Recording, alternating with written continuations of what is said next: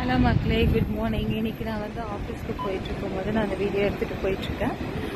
இன்னைக்கு குட்டி ஸ்டோரி மூலியமாக நான் என்ன சொல்ல வரேன் அப்படின்னா, சிங்கமும் எலியை பற்றி தான் நான் சொல்ல வரேன். சிங்கம் தூங்கிட்டு இருக்கு நல்லா. அதுக்கு மேலே போய் எலி ஏறி விளையாடுது. அப்போது சிங்கம் எலியை பிடிச்சிட்டு நான் உன்னை சாப்பிட போகிறேன் அப்படின்னு சொல்லுது. அதுக்கு எலி சொல்லுது, நீ என்னை இப்போ சாப்பிடாத, ஒரு காலத்தில் நான் உனக்கு உதவுவேன் அப்படின்னு எலி சொல்லுது. சிங்கமும் வயிறு நிறைஞ்சிருந்தனால எலியை அப்போ சிரிச்சுக்கிட்டே விட்டுடுது. இவன் எனக்கு உதவுவானா அப்படின்னு சொல்லி சிரிச்சுட்டு விட்டுருது.